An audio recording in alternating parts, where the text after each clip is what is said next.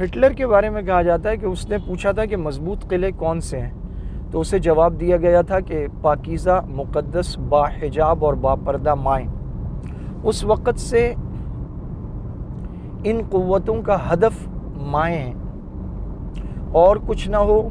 تو یہ marathon race کے نام پر، یہ سائیکل ریلی کے نام پر، جدید مغربی تہذیب کے نام پر، عورت کے حقوق کے نام پر، یہ کسی بھی طرح عورت کو گھر سے نکالنا چاہتے ہیں۔ جب عورت باحیا ہوتی ہے، پردہ دار ہوتی ہے، نمازی ہوتی ہے، اللہ سے ڈرنے والی ہوتی ہے، وفا شعار، اطاعت گزار ہوتی ہے، صاحب کردار ہوتی ہے، تو پھر صلاح الدین ایوبی، نور الدین زنگی، عبد القادر جیلانی اور عظیم الشان فاتحین پیدا ہوتے ہیں،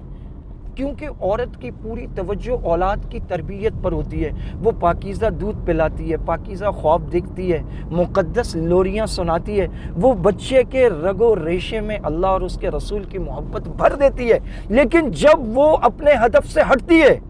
اور وہ بازار میں آتی ہے، وہ محفل کی زینت بنتی ہے، وہ چراغ محفل بن جاتی ہے، وہ ایک ایسی شمع بنتی ہے جو مجلس میں جلتی ہے، جس پر غیر مردوں کی نظریں پڑتی ہیں، اور اس کا ہدف اور ٹارگٹ ہلتا ہے اور تربیت سے اس کی نظر اور توجہ ہٹتی ہے،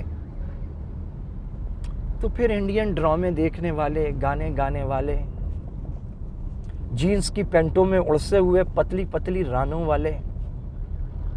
اس طرح کی نسلیں پیدا ہوتی ہیں جن کا پیدا ہو جانا اور مر جانا برابر ہے، جن کے آنے اور جانے سے امت کو کوئی فرق نہیں پڑتا، جن کے رہنے اور موجود ہونے سے دشمن کو کوئی فرق نہیں پڑتا۔ آج ہمارے مضبوط قلعے، ہماری مقدس مائیں ہیں، اور باطل انہیں گھروں سے نکال کر ہمارے ان قلعوں کی دیواروں کو توڑنا چاہتا ہے۔ ہمیں اپنی بچوں کی، اپنی بچیوں کی، اپنی خواتین کی، اپنے گھروں کی، اپنی چادر اور چار دیواری کی حفاظت کرنی ہے۔